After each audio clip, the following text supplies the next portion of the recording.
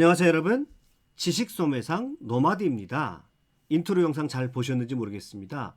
피카소 크레용은 그 이후에 어떻게 되었을까요? 그 후에 이름을 피닉스 크레용으로 바꿨다라고 합니다. 피카소라는 이름이 우리나라에 와서 순환을 받은 거죠. 참고로 피카소는 그의 공산주의 활동 전력 때문에 살아생전에는 단 한 번도 미국에 가본 적이 없었다라고 합니다. 블랙리스트에 찍힌 거죠. 특별히 피카소는 한국전쟁과 관련된 그림을 그리기도 했었는데요. 이 그림을 중심으로 해서 비슷한 구도와 소재를 가지고 있지만 전혀 다른 느낌과 전혀 다른 해석을 주는 유명 화가의 그림 몇 점을 비교하면서 살펴보도록 하겠습니다. 피카소의 한국전쟁 대학살, 고야의 1803년 5월 3일, 마네의 막시밀리안 황제의 처형이라는 작품들입니다. 이 작품들은 모두 공개 처형을 소재로 하고 있습니다. 그래서 그 구도가 비슷하지요. 학살당하는 사람들이 왼쪽에 있고 오른쪽에는 그들에게 총구를 겨누고 있는 군인들이 그려져 있습니다. 비슷한 소재와 구도를 가지고 있지만 그 의미와 느낌은 사뭇 다릅니다. 먼저 스페인 화가 고야의 1803년 5월 3일이라는 작품입니다. 나폴레옹의 군대가 스페인을 점령했을 때를 배경으로 하고 있습니다. 이날 즉 1803년 5월 3일 날 학살이 일어났다는 것인데요. 스페인 시민들이 프랑스에 저항해서 봉기를 했습니다. 그래서 이 프랑스 군들이 그에 대한 보복으로 스페인 양민들을 대거 학살하는 일이 발생을 하게 됩니다. 고야는 이 장면을 그림으로 그려서 역사에 남깁니다. 그런데 이 그림을 잘 보게 되면요. 처참하게 짓밟히는 스페인 민중들보다 오히려 더 긴장한 것은 그들에게 총을 쏘고 있는 프랑스 군인들입니다. 그들은요 서로 어깨를 기대면서 바짝 긴장하고 총칼을 겨누고 있습니다. 민중들의 저항이 만만치 않다는 것을 보여주고 있는 것이죠. 자, 왼쪽에 보면요 하얀 옷을 입은 한 사내가 두 팔을 높이 벌리고 당당하게 총칼 앞에 섭니다. 마치 죽음에 임하는 예수 그리스도를 연상시킬 정도로 당당하게 맞서고 있는데요. 스페인 민중들의 분노가 얼마나 컸는지를 느낄 수 있는 그런 장면입니다. 인상파 화가의 아버지 에두아르 마네의 막시밀리안 황제의 처형이라는 작품입니다. 고야의 그림보다 약 50년 정도 후에 그린 작품인데요. 이상한 것은요. 총살 장면인데도 긴장감이 전혀 없어 보입니다. 총구에서 뿜어져 나오는 화염이 왼쪽 어디에 황제가 총에 맞아 죽겠구나라고 하는 생각이 들 뿐입니다.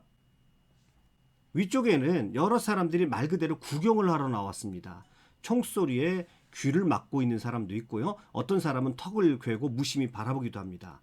그도 그럴 것이 이 막시밀리안 황제는 누구냐면 프랑스 군들이 멕시코를 점령하고 1864년에 세웠던 현지 황제입니다.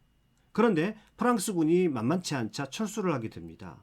그래서 이 막시밀리안 황제는 멕시코 시민들에게 붙잡혀서 총살을 당하게 됩니다. 비슷한 장면이지만 여기서는 죽음에 대해서 사람들이 무관심합니다. 덤덤하게 생각하는 분위기를 느낄 수 있는데요. 이 막시밀리안 황제는 자기들의 점령군이니까 멕시코 사람들 입장에서는 당연히 그런 느낌이 들겠죠. 피카소의 한국전쟁 대학살입니다. 피카소가 말씀드린 대로 공산주의자였으니까 당연히 학살자들을 미군으로 상정했을 것이다 그렇게 생각하겠지만 피카소는 이 학살자들이 어느 쪽인지 한국군인지 북한군인지 미군인지 중공군인지 가늠되지 않게 중립적 입장에서 그려놓았습니다. 다만 이 학살자들 총칼을 들고 있는 피도 눈물도 없는 강철 로봇 같은 군대라는 것을 강조해놓고 있습니다. 피카소의 메시지가 이념을 강조했다기보다는 군인들에 의해서 무고한 민간이 학살되었다라고 하는 측면을 강조한 것 같습니다. 이 작품에서 피카소는 공산주의자라기보다는 반전주의자의 입장에서 이 그림을 그린 것 같습니다. 피해자들의 입장을 보면 대부분 여성들, 아기들, 임신한 여인들이 주를 이루고 있습니다. 전쟁의 부정적인 측면 중에 하나가 이렇게 무고한 민간인들에게까지 엉뚱하게 총칼이 겨누어지고 학살이 이루어진다는 것에 있지요. 그래서 피카소는 이 그림을 통해서 전쟁의 참상 그 자체를 고발하고 있는 것 같습니다. 여인들의 얼굴을 보면요, 피카소 특유의 여러 시점을 한 장면에 모아놓는 입체파적인 특징을 보이고 있는데요. 그런데 유독 한 소녀만은 입체파적인 특징으로 그리지 않았습니다. 이 소녀는 정면을 뚫어지게 보고 있습니다. 마치 당신들이 이런 참상을 아느냐라고 사람들의 무관심을 꾸짖는 듯한 그런 표정을 짓고 있습니다. 20세기 최고의 화가 파블로 피카소에 의해서 우리 민족이 당한 6.25의 참상이 그려졌다는 점에서 더 잔인한 아픔, 슬픔이 더욱더 크게 느껴지는 것 같은 그런 작품이었습니다. 마지막으로 한 작품만 더 소개시켜 드리면 중국의 현대 작가 외민준의 처형입니다. 역시 고야의 작품을 패러디한 것인데요. 분위기가 다소 충격적이고 이색적입니다. 처형을 당하는 사람들도 처형을 하는 사람들도 신나게 웃어제치고 있습니다. 상황은 심각한 상황인데 그들은 이 상황을 받아들이지 못하고 있다는 것을 상징적으로 보여주고 있는 것이죠. 이 작품은요, 중국의 천안문 사태 이후에 탄압을 배경으로 그려졌다고 하는데요. 중국 특유의 사고방식을 볼 수 있습니다. 현실이 너무도 엄청나서 현실을 받아들이기 힘들 때 중국식 사회의 특징 중에 하나가 정신승리하는 거죠.